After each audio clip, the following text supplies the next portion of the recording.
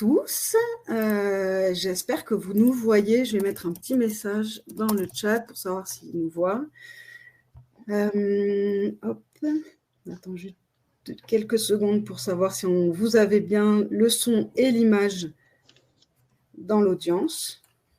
Est-ce qu'on se voit? Donc, moi, je vous vois. Oui, alors c'est bon, c'est parti.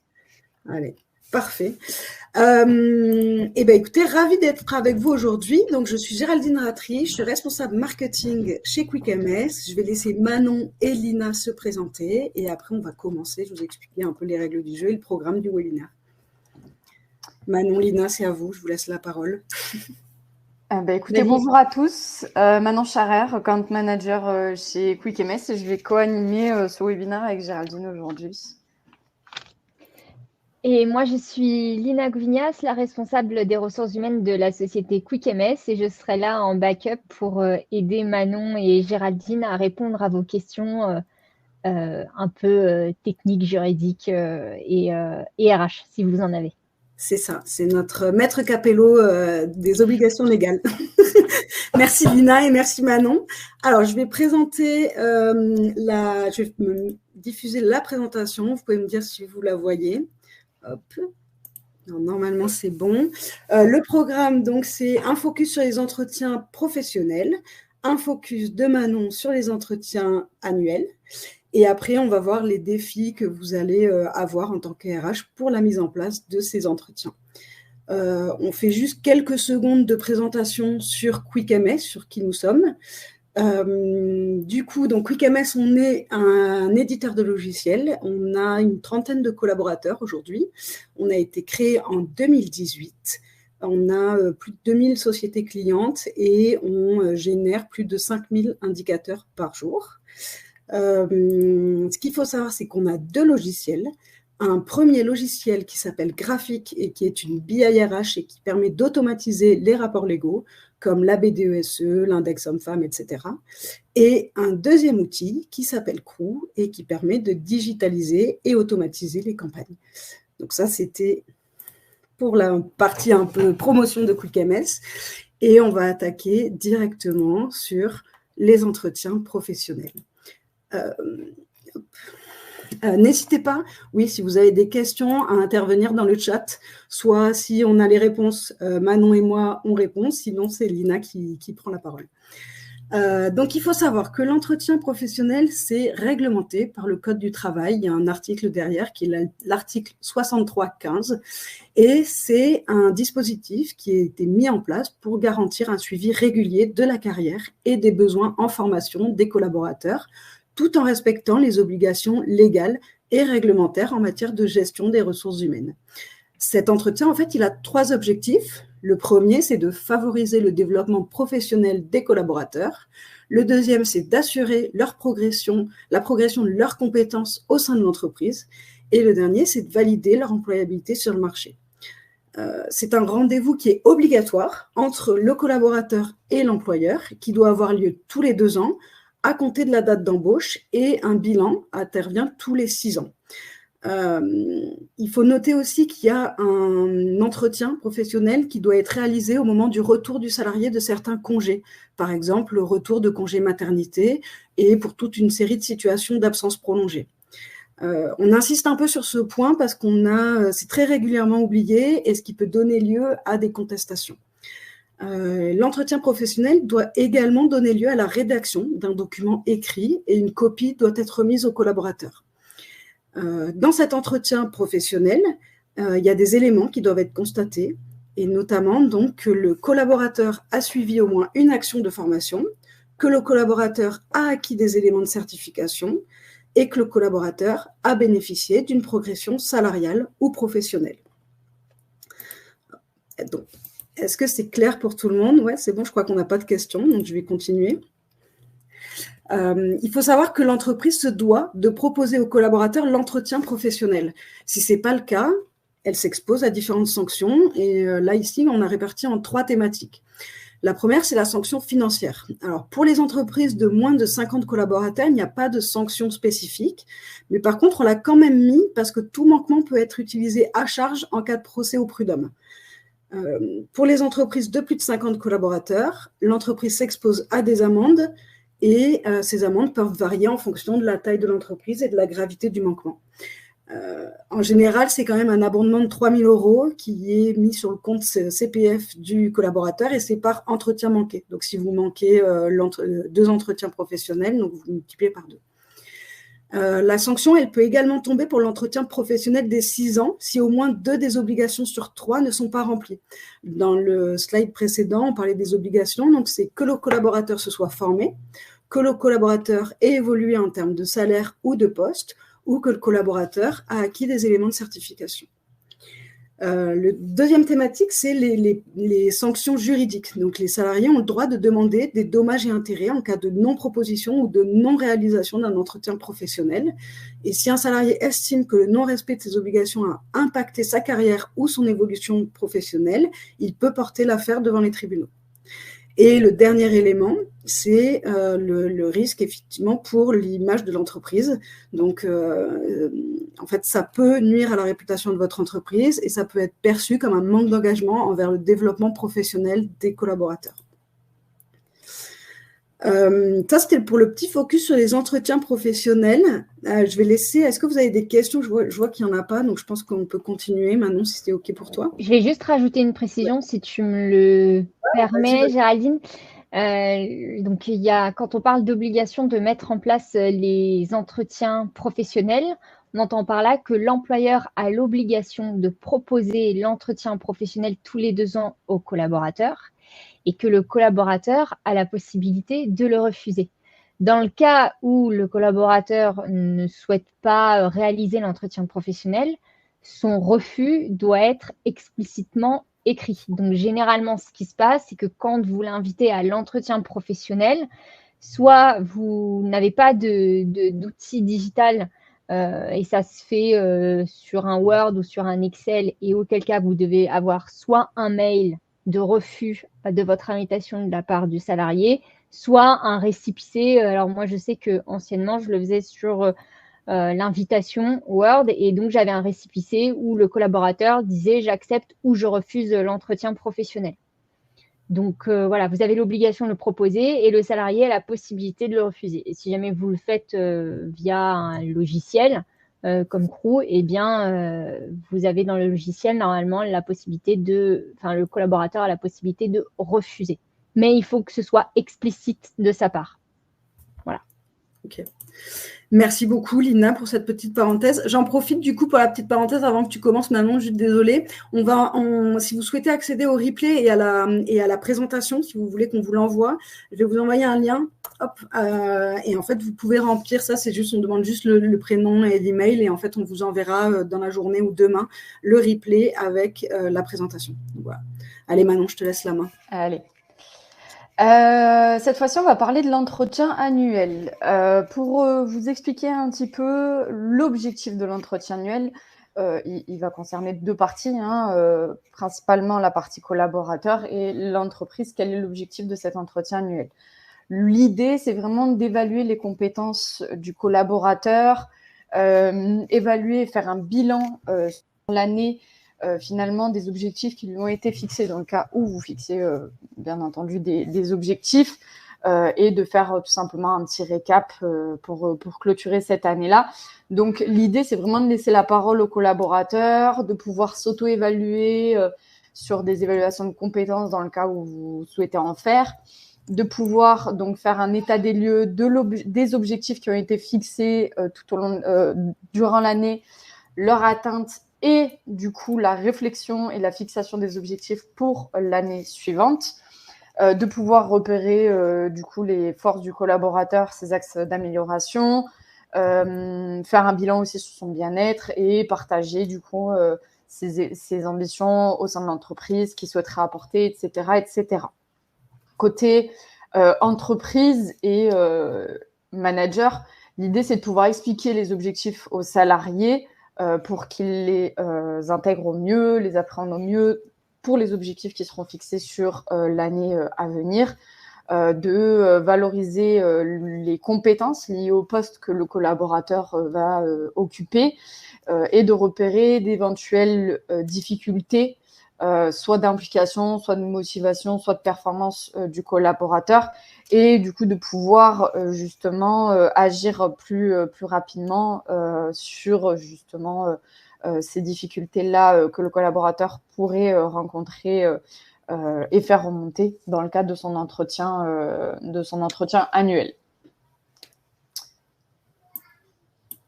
Alors, on a juste, je te coupe la parole, on a des questions sur les entretiens professionnels, donc je te laisse terminer ta partie, Manon, et on y reviendra. Et on reviendra sur. Ok, super. Voilà.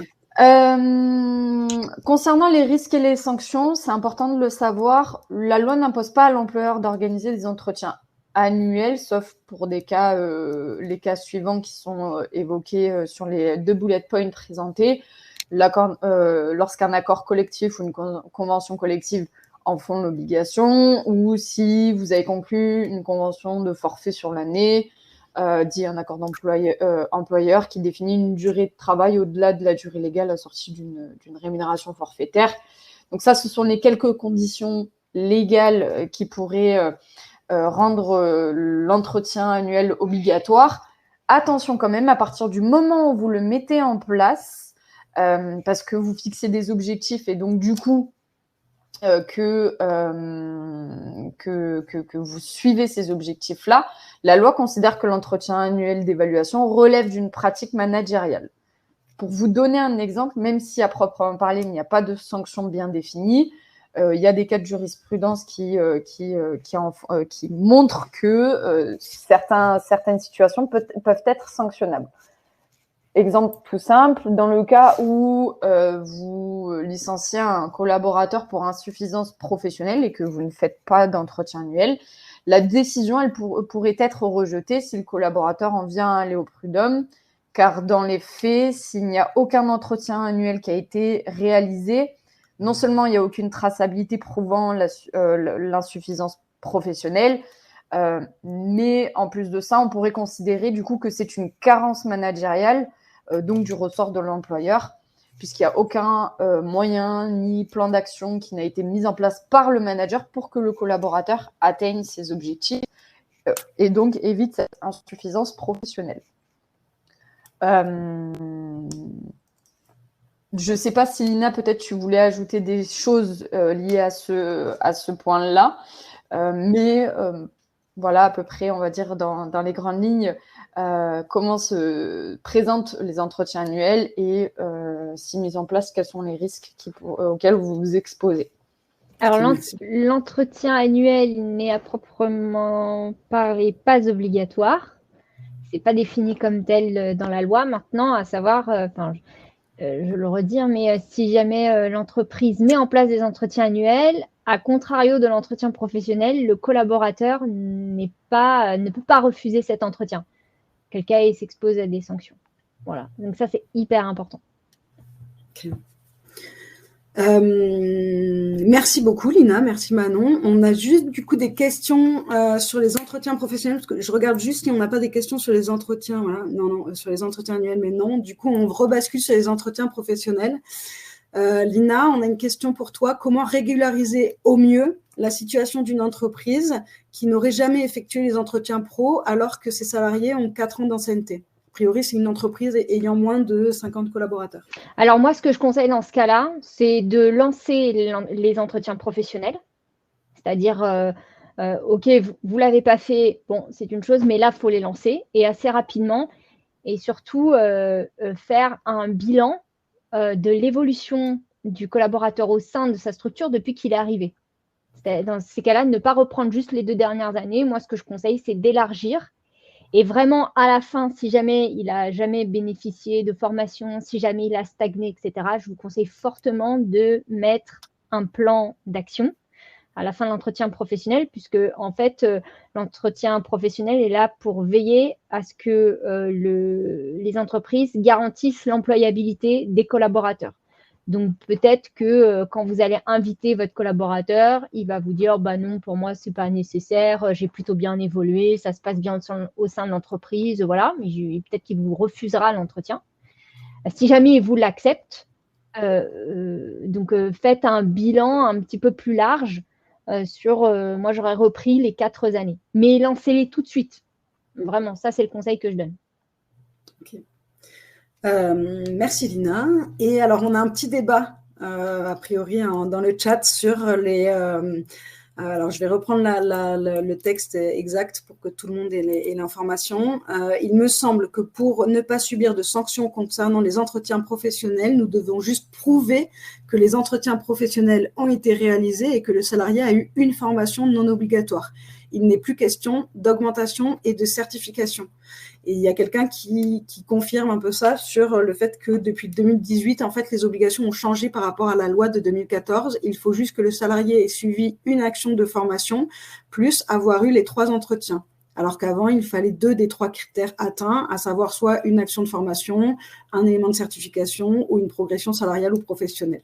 Oui, et alors ça, c'est régularisé automatiquement de par... on va dire, la réglementation qui est liée en ce moment appelé le plan de formation, où en fait, quand vous faites votre plan de formation, normalement, vous devez mettre en priorité dans ce plan les collaborateurs qui n'ont pas eu de formation sur les 2 dernières années. Donc, que ce soit une formation liée au poste ou que ce soit enfin, normalement, c'est lié au poste, généralement, au vu des budgets qu'on a aujourd'hui et du peu de budget et de l'aide des OPCO qui diminue de plus en plus.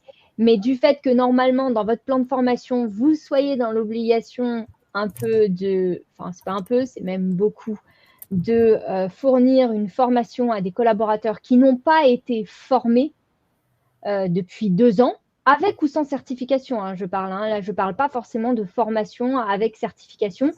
Normalement, cette obligation-là est facilement régularisée, on va dire. Après, effectivement, la question de la rémunération ne figure pas, n'est pas un critère obligatoire sur l'entretien professionnel. C'est plus quelque chose qu'on retrouve dans les entretiens annuels. Maintenant, ce que vous devez démontrer dans l'entretien professionnel, c'est qu'il y a une évolution et une garantie de l'employabilité du collaborateur. Et au vu du marché aujourd'hui qui évolue et qui est de plus en plus exigeant, normalement, votre collaborateur, même les formations qu'il a prises sur son CPF, en autodidacte ou autre, je vous invite fortement à les notifier dans les entretiens professionnels. Parce que autant il peut ne pas être dans le plan de formation, autant vous pouvez avoir soutenu une formation qu'il a fait faire via son CPF, et qu'il a fait sur son temps de travail. Voilà. Ça marche, merci. Je reprends une petite question de Ludovic, mais je crois que tu as un peu répondu à la première question. C'était dans une entreprise de plus de 50 collaborateurs qui est en retard sur les entretiens professionnels. Conseillez-vous de faire une communication en interne et de les mettre en place au plus vite? Bah oui. Oui, clairement. Oui. Surtout quand c'est en entreprise. 50 salariés, pardon. Okay. Ouais. Vas-y, pardon. Non, je dis c'est la priorité du coup sur les actions RH à faire. Ok. Et sur le fait de faire une communication en interne, d'envoyer un email à tout le monde, tu as des recommandations Alors pour moi, l'entretien professionnel est un entretien individuel. Donc, vous pouvez faire une communication disant comme quoi vous allez lancer la campagne des entretiens professionnels auprès des collaborateurs concernés, mais chaque invitation est individuelle. Ok, ça marche. On a une question. D'où vient cette obligation d'inscrire au plan de formation en priorité ceux qui n'auraient pas été formés? Alors, c'est pas une obligation, mais c'est plus un conseil, non? Ouais, c'est assez vieux. Ça date pas d'hier. Avant, c'était 3 ans même. Et c'est depuis les entretiens professionnels que normalement les RH, ou en tout cas alors, c'est plutôt les grands groupes qui font ça, mais généralement, pour pallier à ça, on réduit ce côté de 3 ans sans formation à 2 ans. Donc, en fait, à partir du moment où vous avez l'obligation de garantir l'employabilité de vos collaborateurs, vous devez à un moment donné les former. Et il est fortement conseillé, ce n'est pas une obligation directe de la loi, mais normalement, les RH... quand elles font le plan de formation, c'est l'un des critères qu'elles regardent, c'est qui n'a pas été formé depuis combien de temps et à quel poste il en est, en fonction de son ancienneté, etc. Il y a plusieurs critères. Et oui, si une personne n'a pas a eu 0 formation depuis 2 ans, n'a pas eu d'évolution salariale, a stagné, etc., je vous invite fortement à le mettre dans votre plan de formation. Ça, c'est un conseil parce que je pense que, alors je crois que, mais ça date encore, hein, ça date peut-être d'il y a 3 ans pour moi. Par expérience, ça ne joue pas en votre faveur. En cas de litige, ça ne joue clairement pas en votre faveur. Ok.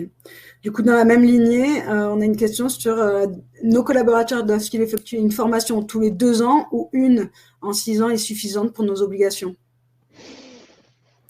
C'est une très bonne question. Ça dépend.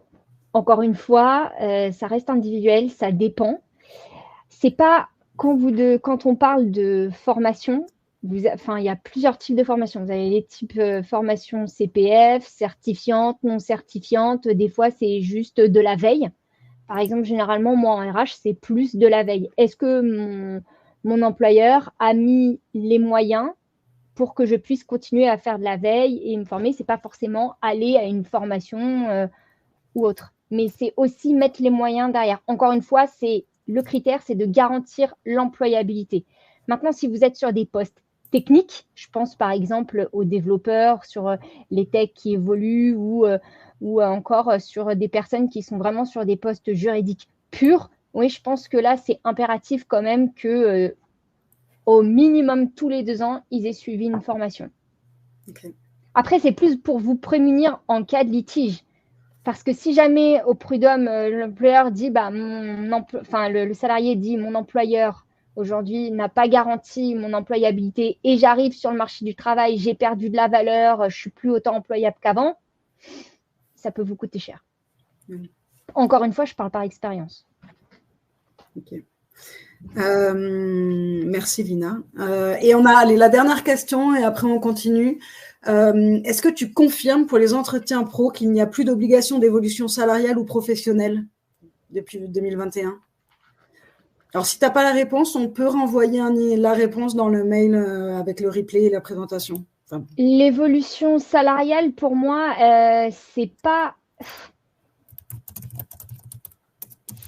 une obligation. Par contre, si au bout de 6 ans, vous n'avez pas augmenté le salaire de votre collaborateur, on peut venir vous poser des questions. Mais normalement, si vous faites des NAO ou ne serait-ce que l'augmentation liée à l'évolution du marché, ça suit. Après, si c'est une personne qui n'a pas évolué, qui n'a pas changé de poste en 6 ans et qui n'a pas demandé plus, normalement, une augmentation est justifiée.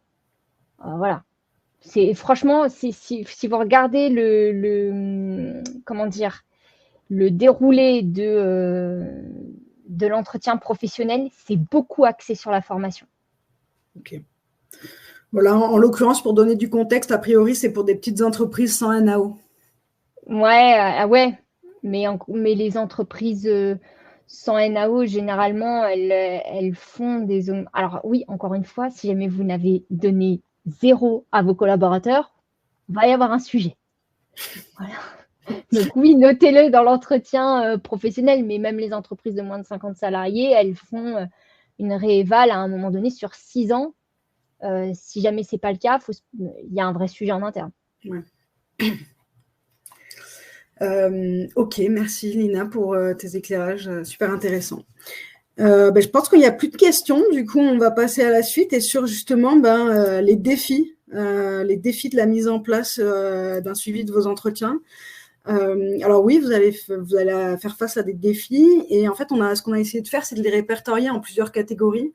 Déjà la préparation et la structure, il faut savoir que c'est impératif que les objectifs de ces entretiens soient clairement définis et compris, que ce soit entretien professionnel ou entretien annuel. Les collaborateurs et les managers, chacune de ces personnes doit comprendre parfaitement en fait ce qui est attendu d'eux pour garantir des échanges constructifs et conformes aussi au niveau légal. Une idée aussi, c'est vous pouvez par exemple, former vos managers et leur expliquer les tenants et aboutissants de chaque typologie d'entretien, leurs objectifs, ce qui doit être abordé, ce qui n'est pas obligatoire. Et en fait, l'idée, c'est qu'ils doivent avoir les clés pour mener des entretiens efficaces. Ce qu'on recommande aussi, ce qui est crucial de faire, c'est de prendre des notes détaillées On en parlait au début du webinaire, notamment pour l'entretien professionnel, mais il faut qu'il y ait une trace écrite, voire même que le collaborateur signe son entretien. Donc, au-delà de la conformité légale, ça va vous aider à garder un historique clair de ce qui a été discuté. Ensuite, le deuxième thématique, c'est la relation de confiance, en fait. C'est important pour établir un climat propice aux échanges et garantir aussi de la confidentialité des discussions. En s'assurant que les propos de vos collaborateurs sont confidentiels, en fait, vous favorisez un sentiment de confiance mutuelle.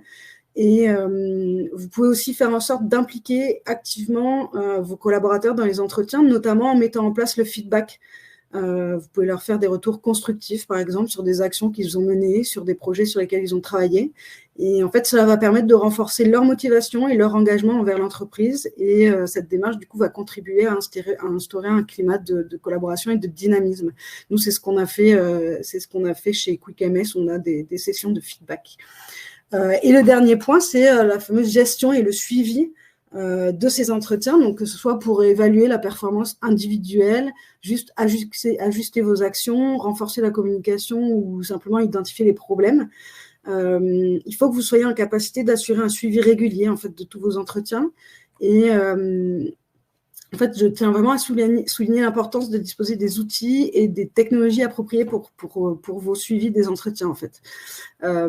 Et dans le dernier slide de cette présentation, ce qu'on a essayé de faire, c'est alors, je vais pas. L'idée, c'est que vous l'ayez la présentation et que vous puissiez voir de vous-même. Mais voilà. Mais l'idée, c'est ici, on a catégorisé en fait en 3 grandes familles. Vous allez avoir différentes typologies de logiciels. Un logiciel, par exemple, dédié aux entretiens. Et tout ce qui concerne l'engagement des collaborateurs, ce qui est le cas de Crew, par exemple. Vous allez avoir des logiciels RH plus généralistes comme des SIRH qui vont gérer les entretiens, mais pas que, qui vont gérer aussi le temps de travail, les absences, les notes de frais, etc. Donc, un logiciel un petit peu plus complet. Et vous allez avoir le fameux Excel que les RH utilisent quotidiennement. Il faut savoir que chaque outil a des avantages et des inconvénients à choisir en fonction de votre budget, de vos problématiques, des fonctionnalités, etc. et surtout du coût. Nous, ce qu'on conseille vraiment, c'est de choisir une solution qui réponde à vos besoins actuels et qui soit adaptable en fait pour l'avenir. Donc voilà. Et si il y en a qui souhaitent assister à une démo, on va faire une démo maintenant de notre outil Crew avec Manon. Donc voilà, si vous souhaitez rester, n'hésitez pas. Pour ceux qui veulent partir, je vous remets le lien pour télécharger la présentation et le replay. Donc c'est ici, et je vais laisser Manon faire sa petite démo de notre outil Crew qui permet de digitaliser et automatiser les entretiens. Alors, juste avant que Manon passe à la démo, je vais juste rajouter une info parce que je relisais les questions. Donc, je vais vous donner un conseil, enfin après vous en faites ce que vous voulez, sur l'entretien professionnel. Si vous estimez que faire l'entretien professionnel tous les 2 ans avec un bilan au bout de 6 ans, c'est beaucoup trop, rien ne vous empêche en interne de faire ce qu'on a fait chez QuickMS, c'est-à-dire de faire un accord d'entreprise qui, au lieu de faire 2 entretiens à 2 ans plus un bilan à 6 ans, vous permet de faire un entretien à 3 ans et le bilan à 6 ans. Donc, pour ceux qui ont dépassé les 2 ans ou pour ceux qui estiment que c'est trop bordélique à gérer tous les 2 ans, chose que je comprends, vous pouvez en interne faire un accord d'entreprise pour en fait redéfinir la périodicité des entretiens professionnels et les mettre à 3 ans, ce qui vous fait faire un entretien professionnel à 3 ans et le bilan à 6 ans. Donc, vous en faites sauter un. Et c'est pas mal. Voilà, c'est une petite astuce. Et chez QuickMS, ça marche très, très bien. Voilà. Donc, n'hésitez pas à faire ça. Et je pense que vous aurez plus de choses à mettre dans l'entretien professionnel et ça aura plus de sens. Ce sera plus facile de mettre en place un plan d'action avec formation, évolution salariale, etc. pour répondre aux fameux critères qui, certains, sont inquiets dessus. Voilà. Donc, je te laisse, Manon. C'était la dernière petite astuce que je donnais. Mais écoute, merci. Je pense que ça sera utile pour tous. Alors, normalement, je vais partager mon écran. N'hésitez pas à me dire si c'est bon de votre côté. Si tout le monde voit bien, parce que du coup, c'est mystère pour moi. Géraldine, est-ce que vous le voyez, mon partage d'écran? Alors non, on le voit pas. Alors attends, si, je vais te donner, c'est parce que hop, c'est moi. Hop, si tu me donnes pas l'autorisation, on va pas pouvoir aller très très loin. Alors, du coup, l'idée là, c'est de pouvoir vous présenter un petit peu comment, au travers d'un outil spécialisé sur la gestion des entretiens, vous allez pouvoir les digitaliser et faciliter l'organisation de n'importe quel entretien. Aujourd'hui, c'est important de pouvoir mettre en place, comme on a pu vous l'expliquer, ces entretiens-là, hein, que ce soit les entretiens professionnels obligatoires ou l'entretien annuel. Et en passant par un outil, l'idée, c'est de pouvoir vous simplifier la tâche, la gestion et l'organisation finalement de ces entretiens.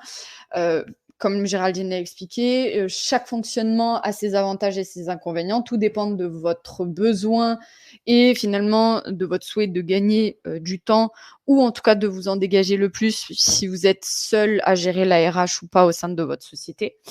Et donc du coup, l'idée là, c'est de pouvoir vous présenter l'interface en 2 temps. Première partie, c'est comment ça va se passer en fait pour un collaborateur dans l'interface crew, comment il va pouvoir préparer son entretien, etc. Et la deuxième partie, ça va être sur la partie plus RH manager, comment faire passer l'entretien et comment préparer surtout les trames d'entretien. L'idée principalement quand vous digitalisez les entretiens, donc non seulement c'est de pouvoir faire gagner du temps en fonction des fonctionnalités que l'outil va proposer et de ce qui va être lié à la gestion des entretiens, mais également de donner la possibilité aux collaborateurs de pouvoir préparer en amont du jour J de l'entretien sa trame pour pouvoir la communiquer au manager plus facilement et donner matière au manager pour optimiser le temps d'échange et la discussion qu'il va avoir avec le collaborateur au jour J de l'entretien. Et là, je parle vraiment, quel que soit le type d'entretien passé. Donc, au niveau de l'interface collaborateur, sur Crew, chaque collaborateur va avoir à sa disposition ce qu'on appelle un tableau de bord qui va permettre d'avoir un raccourci vers toutes les fonctionnalités de l'outil et sur les différentes tâches et sujets qui concernent le collaborateur. L'idée, c'est de ne pas multiplier les clics. On a fait en sorte de penser assez simplement l'outil pour qu'il soit le plus facile de prise en main pour tous, quel que soit le degré de maîtrise du digital de chaque collaborateur. Et qui plus est, vu qu'on est sur une plateforme en mode SaaS, l'avantage, c'est que les collaborateurs peuvent y accéder sur ordinateur, tablette, téléphone.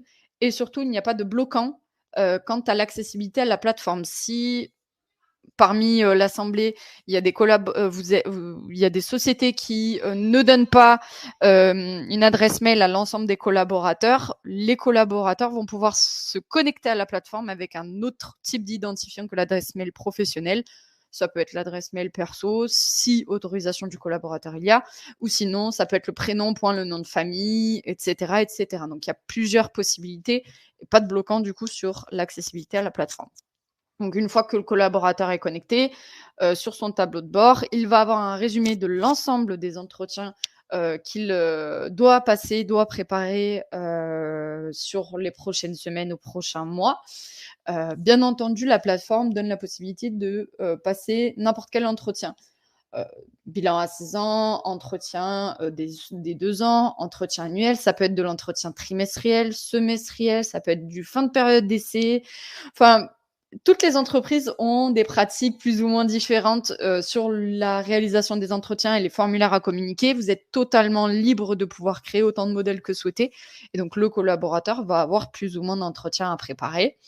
On a également la possibilité dans l'espace collaborateur d'avoir un suivi des objectifs individuels qui lui ont été fixés et l'état d'avancée de ces objectifs individuels pour qu'il puisse savoir à peu près où est-ce qu'il en est.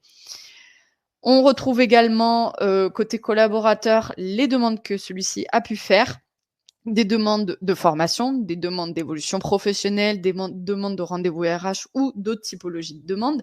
Et il a la visibilité sur le traitement de sa demande, où est-ce qu'il en est sur le traitement de sa demande. Dernier élément, c'est la possibilité de pouvoir faire des évaluations de compétences et donc côté collaborateur d'avoir une cartographie de la dernière évaluation des compétences qui a été faite par le manager en comparaison avec le niveau attendu fixé par les ressources humaines liées au poste du collaborateur.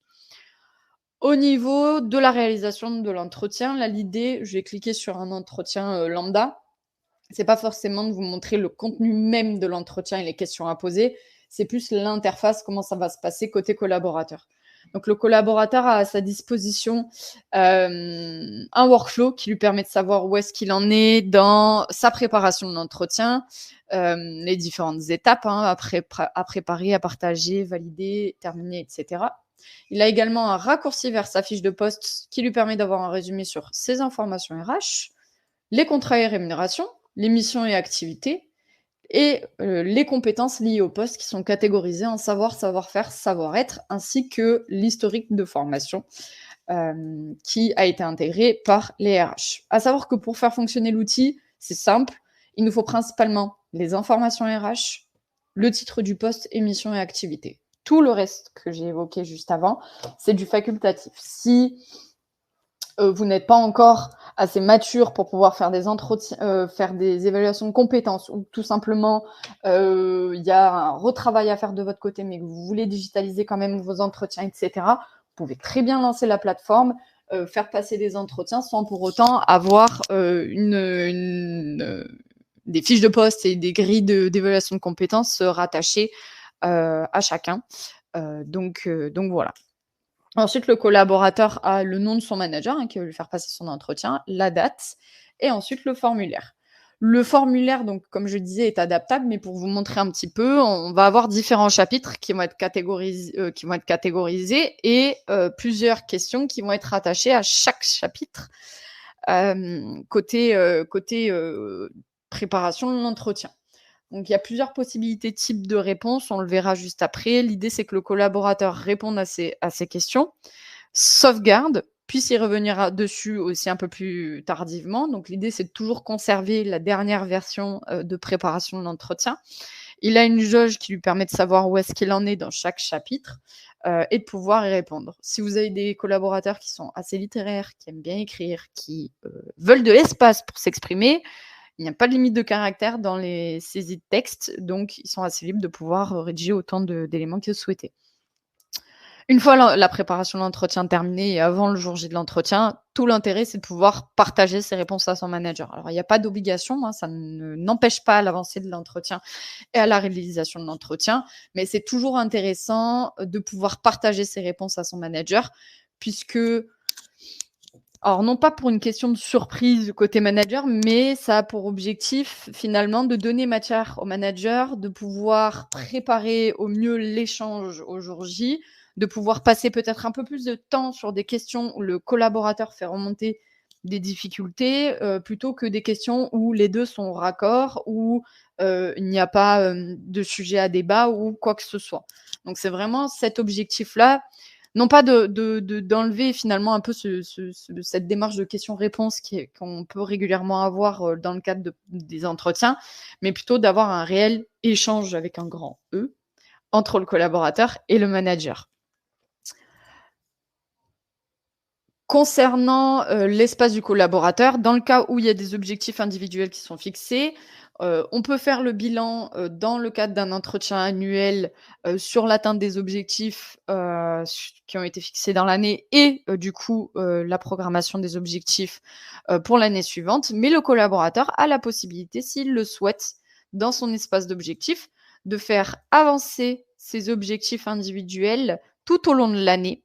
L'idée là, c'est vraiment d'engager le collaborateur dans la réalisation et l'atteinte de ses objectifs au travers de ce système d'objectifs, puisque quand il va faire avancer son objectif individuel, en enregistrant, il va de suite voir l'impact qu'ont ses actions et ses tâches au quotidien qu'il a réalisées sur les objectifs globaux de l'équipe et ou de l'entreprise. L'idée, c'est que bien entendu, l'objectif individuel qui a été fixé par le manager, la description et les différentes tâches clés permettant de définir si l'objectif a été atteint ou non, sont fixés en accord avec le manager. Et bien entendu, même si le collaborateur fait avancer ses objectifs tout au long de l'année, c'est le manager qui aura le dernier mot dans le cadre de l'entretien sur la réelle atteinte ou non de l'objectif individuel. Donc ça, c'est pour l'espace et l'interface collaborateur. Pour l'espace manager, pour vous expliquer, l'idée, hop, vu que j'ai trop parlé, je me suis déconnectée. Voilà. Donc là, moi, je suis sur un rôle utilisateur qui est à la fois RH manager, collaborateur. L'idée, c'est qu'en fonction du profil que chaque utilisateur a, on centralise soit 1, 2 ou 3 comptes, rôles, pardon, sur un seul et même compte. Donc, pas besoin de retenir plusieurs mots de passe, plusieurs identifiants. Donc, dans l'idée, un manager n'aurait que l'encart manager et collaborateur.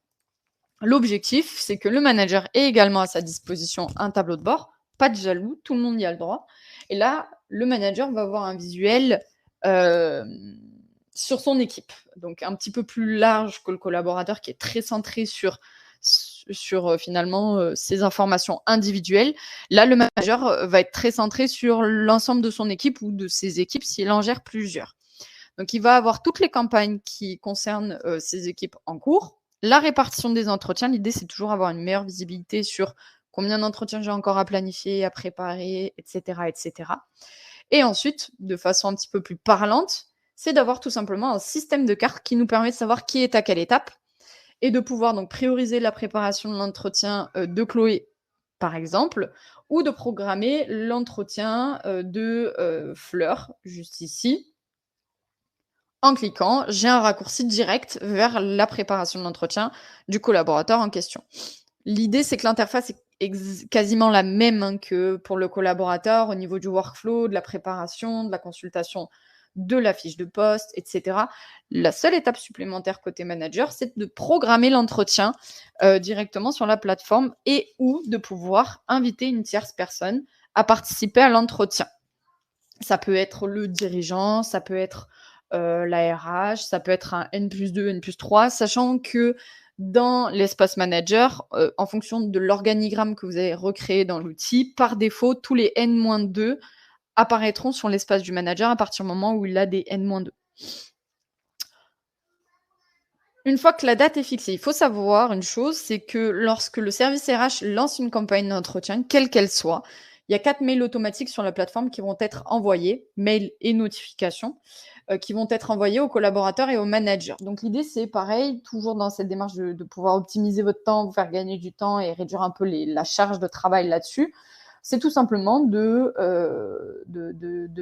vous retirer cette tâche de faire la communication auprès de l'ensemble des collaborateurs, d'envoyer les mails, etc., etc. L'outil, à partir du moment où vous lancez la campagne, va envoyer un premier mail d'information au manager et aux collaborateurs comme quoi la campagne d'entretien a été lancée, prochainement une date sera programmée. Deuxième mail, c'est quand le manager programme la date de l'entretien tel jour à telle heure. Mail notification, je reprécise. Si c'est un mail, donc si mail il y a, du coup, pour cette deuxième notification, manager et collaborateurs vont avoir une pièce jointe permettant de bloquer les créneaux sur les agendas. Et ensuite, il y a 2 mails automatiques qui sont envoyés une semaine avant, 24-48 heures avant le jour J de l'entretien, tout simplement pour faire un rappel sur la préparation de l'entretien. Donc ça, voilà, ce sont des choses que vous n'avez pas plus besoin de faire sur la plateforme, puisque tout est automatisé au travers du coup du workflow de campagne d'entretien. Et après, pour la préparation, c'est exactement la même chose pour le manager. Tout dépend de vous. Sur le tableau de bord du manager, on retrouve également 2 derniers éléments. C'est le bilan de la dernière évaluation des compétences de l'équipe qui a été faite dans le cas où il y a des compétences. Dans ce cas-là, moi, je n'ai pas d'encart complété.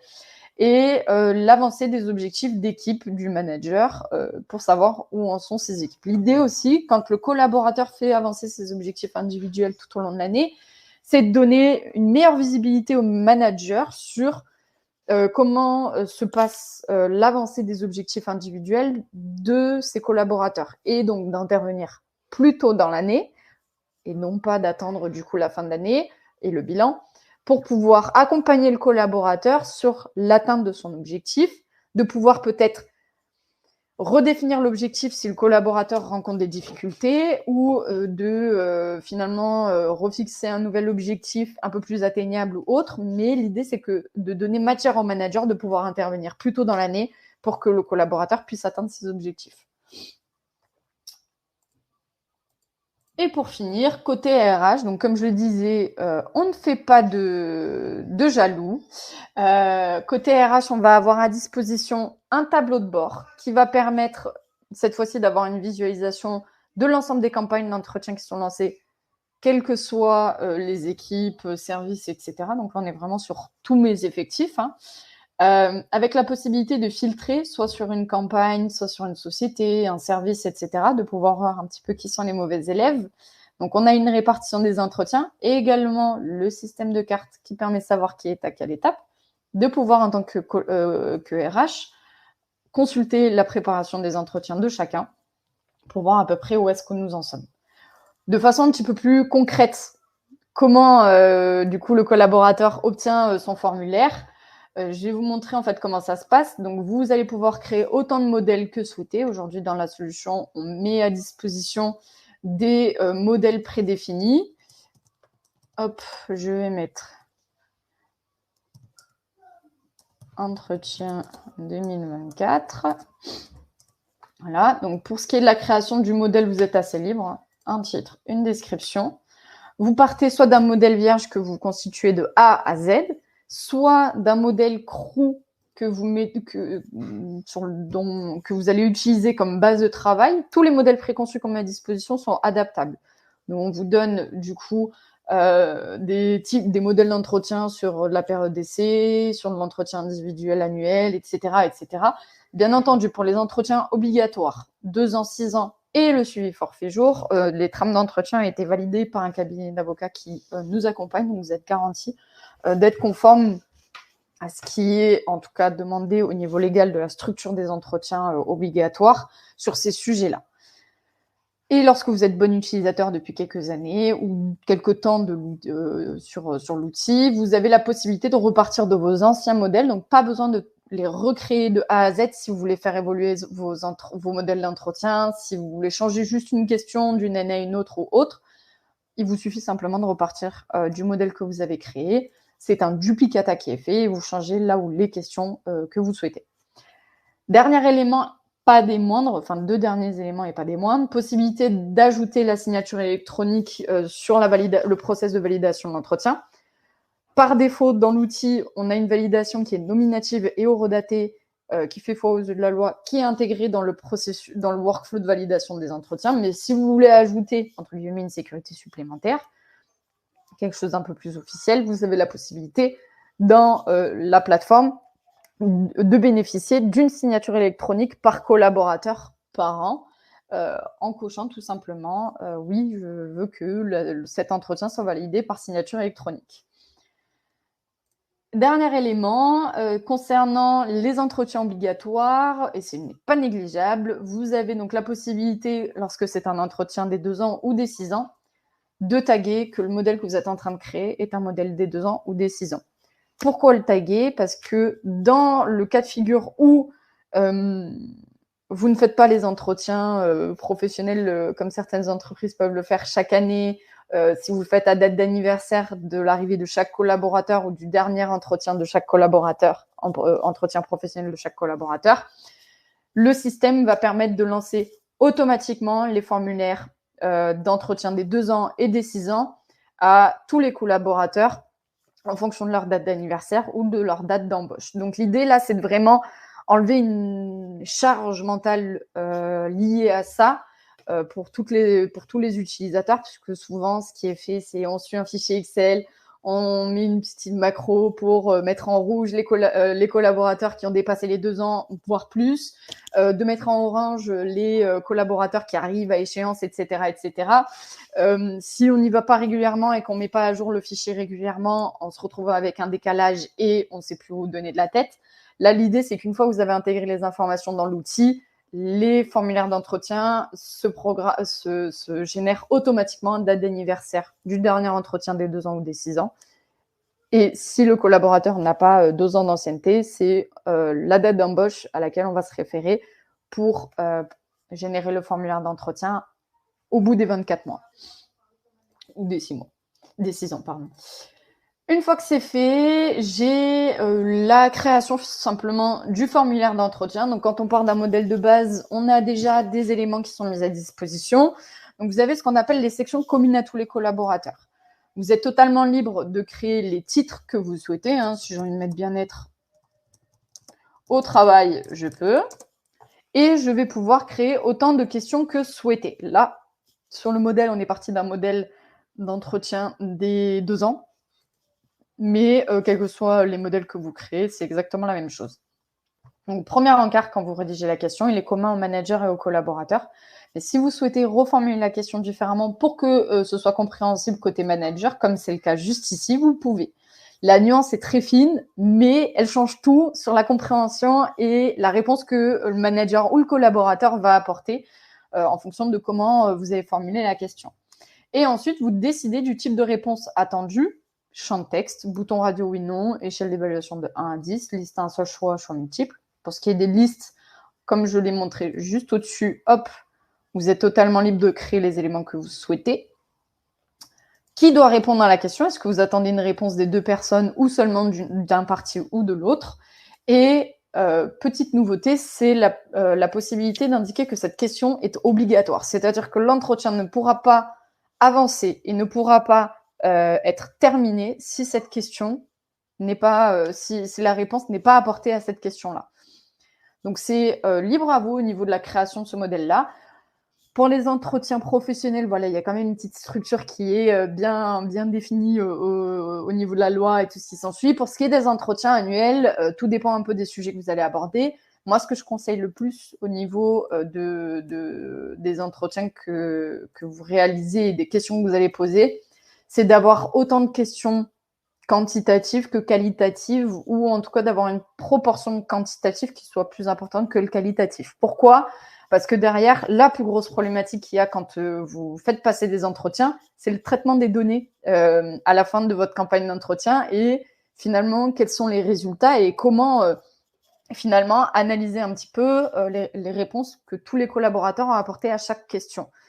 Avec des éléments mesurables, vous avez la possibilité derrière de pouvoir faire des exports Excel et d'avoir un premier niveau d'alerte sur les questions que vous avez posées. Un collaborateur sur la question de bien-être au travail, comment vous sentez-vous sur une échelle de 1 à 10 ? Si vous avez un collaborateur qui a répondu 10 sur 10, entre guillemets, pas d'inquiétude. S'il y a un collaborateur qui a répondu 4, c'est important non seulement déjà d'avoir une moyenne globale de l'entreprise, de pouvoir éventuellement faire une moyenne par service pour voir s'il y a un service où il y a une problématique de bien-être en particulier et d'identifier finalement quels sont les collaborateurs qui ont répondu par exemple en dessous de 5. Avec ce premier niveau d'information et ce premier niveau d'alerte, vous allez pouvoir creuser le sujet un petit peu plus en détail en allant consulter l'entretien du collaborateur et justement quels sont les éléments plus qualitatifs que le collaborateur a apportés en détail concernant son bien-être au travail. Donc ça, c'est pour les sections communes à tous les collaborateurs, donc les questions générales. Et ensuite, on a ce qu'on appelle les sections individualisées qui vont dépendre finalement des données que vous allez intégrer dans l'outil et qui, du coup, vont être automatisées puisqu'elles vont vraiment remonter les informations intégrées et rattachées à chaque collaborateur. Collaborateur d'un service achat n'aura pas la même grille d'évaluation de compétences ni les mêmes objectifs individuels qu'un collaborateur qui est au service logistique, par exemple. Donc l'idée, là, c'est vraiment de faire remonter les informations liées au collaborateur et qui est propre à chaque collaborateur. Une fois que c'est fait, vous réorganisez le sommaire pour avoir un déroulé assez logique et vous avez une prévisualisation de l'entretien. Quand le modèle est terminé, vous lancez votre campagne d'entretien et là, c'est tout aussi simple.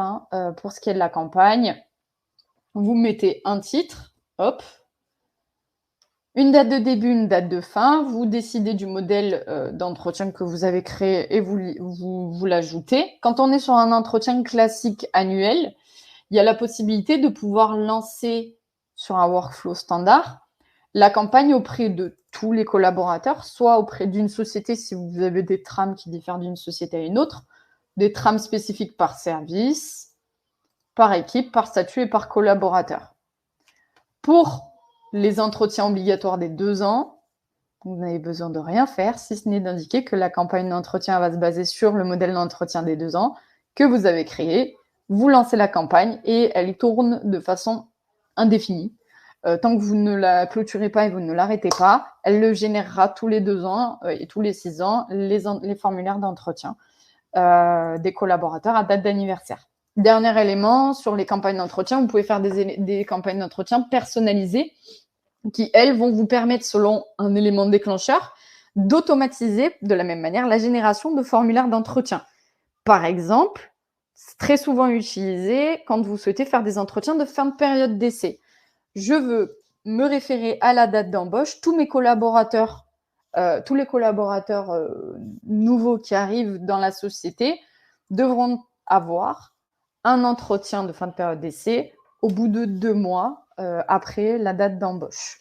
Une fois que c'est défini, vous lancez la campagne et vous ne la clôturerez jamais. Dès qu'un nouveau collaborateur arrivera, il aura le formulaire qui se générera au bout des 2 mois après son arrivée.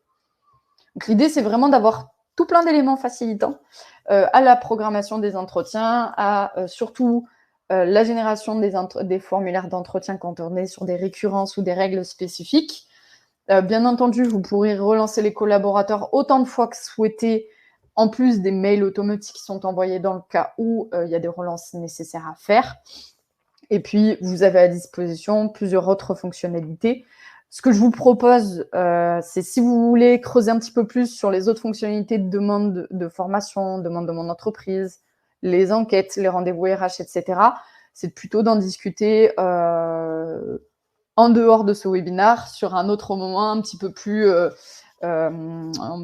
individualisé en fonction de comment vous fonctionnez aujourd'hui et vos pratiques et vos besoins.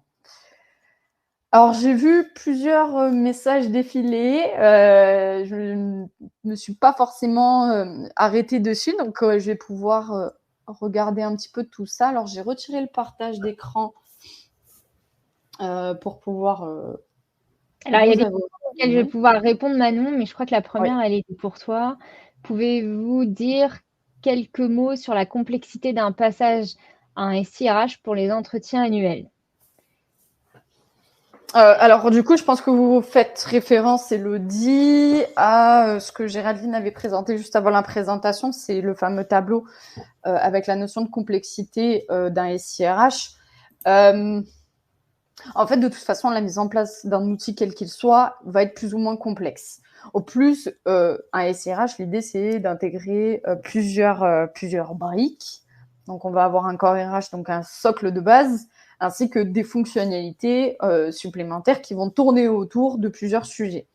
Là où ça devient complexe, c'est du coup d'avoir un outil qui, au niveau de la mise en place, va non seulement partir et se concentrer sur les informations liées à la formation. Derrière, on va mettre en place la brique GTA qui n'a rien à voir et on va faire ensuite la note de frais. C'est le fait du coup de partir un petit peu dans tous les sens qui rend finalement, on va dire, la mise en place complexe. Là où, quand vous avez un outil Best of Breed qui est vraiment concentré sur une fonctionnalité en particulier, c'est vraiment spécialisé là-dessus. Mais comme Géraldine le disait, il y a des avantages et des inconvénients liés aux entretiens ou même de manière générale à avoir un SIRH ou plutôt l'addition de plusieurs outils spécialisés dans un domaine. J'espère avoir répondu à votre question du coup, Elodie. Ensuite, je ne sais pas si il y avait d'autres questions. Une autre question de Sandra, et je pense que tu vas pouvoir répondre à la question que je vais lancer. Donc, Sandra qui demande s'il est possible de faire passer un entretien annuel aux collaborateurs, enfin, qui demande, alors je vais lire. Pourriez-vous indiquer qui est habilité à faire passer un entretien annuel aux collaborateurs? Cela peut-il être mené par le N+2 en l'absence du N+1 et l'entretien annuel peut-il être mené à 3? Oui, l'entretien annuel peut être mené à 3. En l'absence du N+1, en fonction des capacités du N+2 à pouvoir évaluer le collaborateur sur l'année passée, je vous invite plus ou moins à attendre son retour.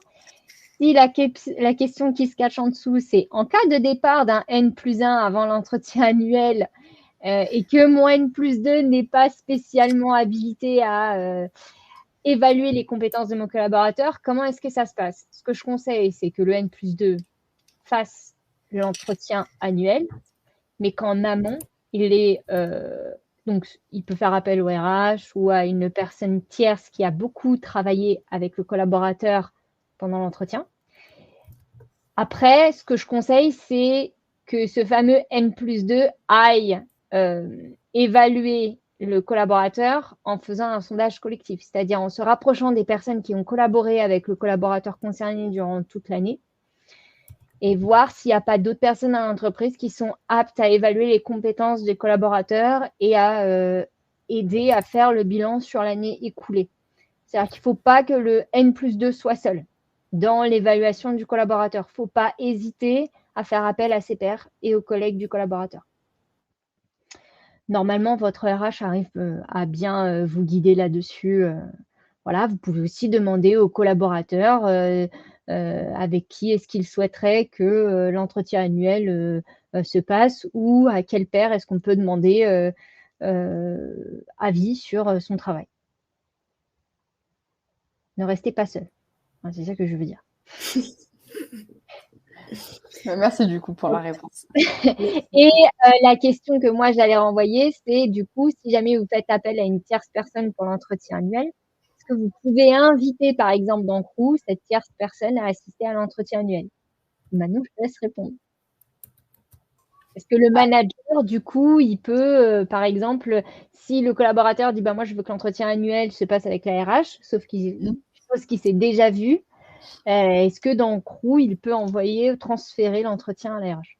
Oui, alors du coup, ça peut se faire. Alors, il y a plusieurs cas de figure. Il y a le cas de figure, et je vais rebondir un petit peu sur ce que Lina a dit. Si demain, pour je ne sais quelle raison, le N+1 direct du collaborateur quitte la société, s'il y a un remplaçant, en fait, déjà, le remplaçant va reprendre l'historique de l'ancien manager, donc ce qui fait qu'il y aura une continuité managériale dans l'outil en cas de changement de manager. Et si le collaborateur souhaite que ce soit une autre personne ou que ce soit par exemple la RH qui fasse passer l'entretien ou autre, l'encart ajouter un invité à l'entretien permet de pouvoir faire intervenir une autre personne dans la préparation de l'entretien et la réalisation de l'entretien. Soit cette notion d'ajouter un invité permet de donner la possibilité à une personne de prendre le relais du N+1 pour faire la préparation de l'entretien et la réalisation de l'entretien, soit ça permet tout simplement d'ajouter une troisième personne à émettre un avis dans le cadre de l'entretien du collaborateur et donc d'avoir l'avis du manager, N+1, plus d'une tierce personne. Donc là, c'est un peu au choix. Je pense avoir répondu à ta question, Lina. Ah, du coup, tu as le micro coupé. Pardon. Et je disais que oui, je le savais, mais je préférais te laisser répondre. C'est toi la pro de l'outil. Non, ça va. Il est 12h18, ça fait 1h03 qu'on est ensemble. Je pense qu'on peut se laisser. C'était super intéressant. Merci beaucoup, Lina, d'avoir été notre garant RH, obligations, etc. C'était top. Merci, Manon. Merci à tous. Pour ceux qui veulent, je renvoie le petit lien pour avoir le replay. Donc, n'hésitez pas à remplir le petit formulaire qui est ici. Et puis, à nous suivre. On fait d'autres webinaires sur les OKR. N'hésitez pas à suivre notre page. On a encore plein de webinaires qui arrivent. Il y en a un super fun jeudi, je crois, sur les compétences. Oui, voilà, c'est ça. Pour les documents, c'est dans le fameux lien. Et pour ceux qui veulent, on a c'est vrai qu'il est super fun ce webinaire. Donc, on vous invite à venir et au pire, vous inscrire et vous recevez le replay sur les compétences. Voilà. Merci à tous. Au revoir. Passez une bonne journée. Au revoir.